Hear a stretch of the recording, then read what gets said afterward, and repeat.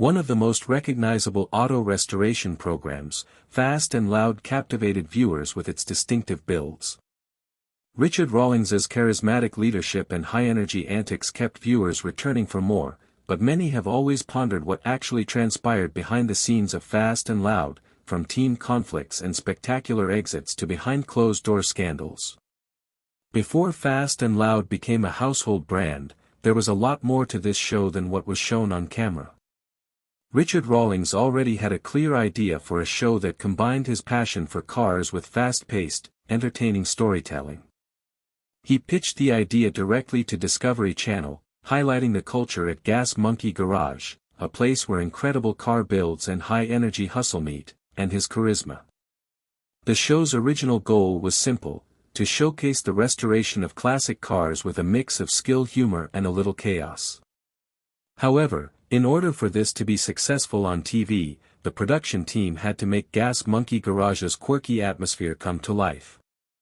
According to Richard, the Garage's get-it-done culture wasn't scripted, but rather rooted in his sincere business philosophy: we're not just restoring cars, we're hustling to make them valuable discoveries. While the road to getting the show green-lit wasn't without its challenges, Channel worked closely with the team to structure the series so that Rawlings' personality and the personality of the Garage became the show's centerpiece.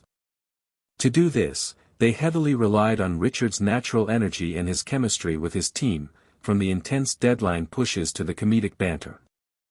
This combination of personalities and raw passion became the backbone of Fast and Loud, elevating it beyond a typical car restoration series. The series would distinguish out thanks to Gas Monkey Garage's distinctive status as a one-of-a-kind company. The relationship between Richard Rawlings and Aaron Kaufman, the talented but reserved lead mechanic who frequently clashed with Rawlings' bold, business-driven approach, was at the heart of many of these challenges. Although the two worked well together on camera, the intense deadlines imposed by the production schedule left little room for error, and Aaron, known for his meticulous craftsmanship, often felt overwhelmed by the constant demand to prioritize speed over quality. What started as a local business quickly turned into a global brand, with TV cameras documenting every step along the way. "I wanted more time for the cars and the work," Aaron once remarked. These production limitations frequently stressed the team dynamic as Richard sought to keep the show running at full speed. The mechanics suffered because of the fast tempo needed to keep viewers interested, and they occasionally objected to the unreasonable expectations. This stress resulted in heated moments that were rarely, if ever, captured on camera. For instance, sources close to the crew detailed arguments about which cars to highlight and artistic disagreements over design decisions, especially when producers pushed for drama over authenticity.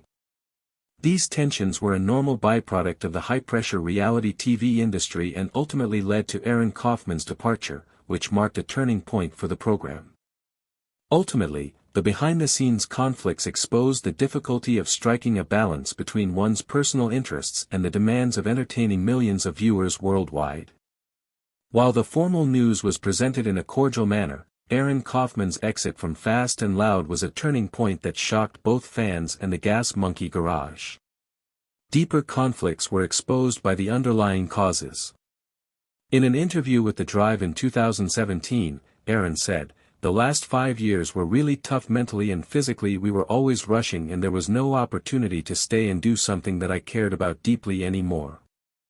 Aaron has openly stated that his decision to leave was influenced by ongoing frustrations with the pace and focus of the show. The pressure to meet tight deadlines often conflicted with his high standards for craftsmanship, which ultimately made the working environment unsustainable for him. His relationship with Richard Rawlings also played a role in his decision, even though the two respected each other's abilities. There was conflict because of their divergent priorities.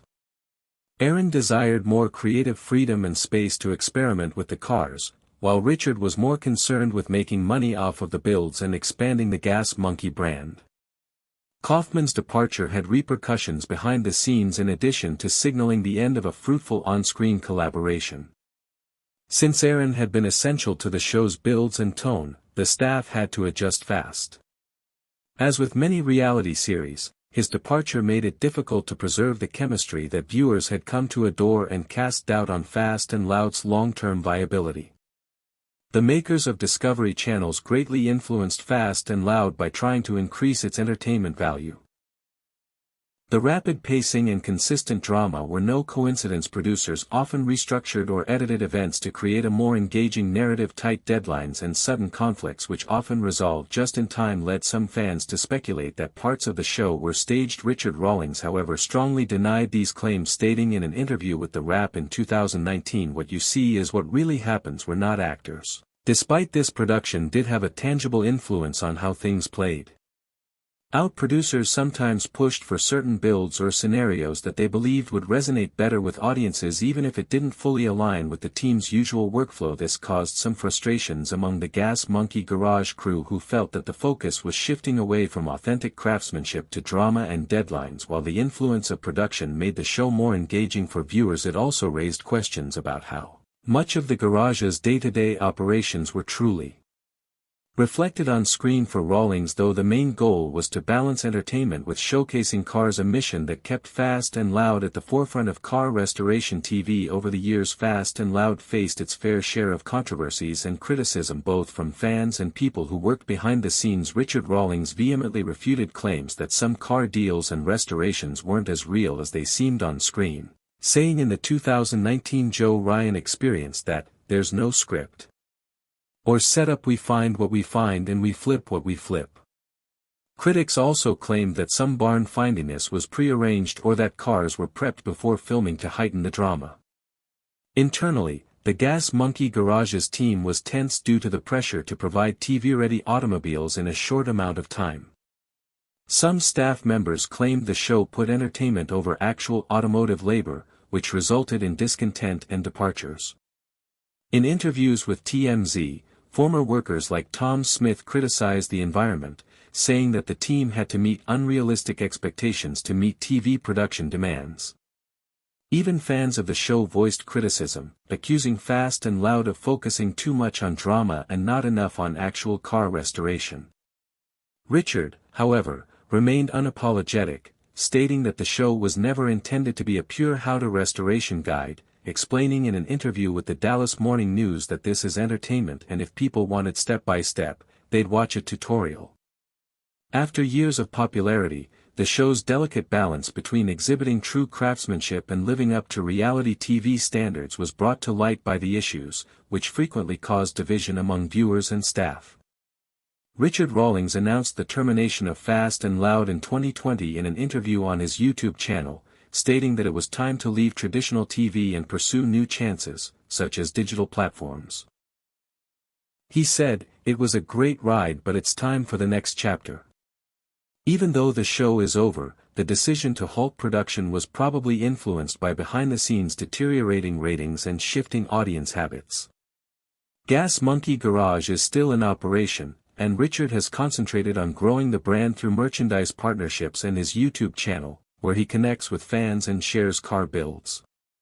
The shop has also changed its focus, concentrating more on custom projects and less on the strict deadlines that characterized the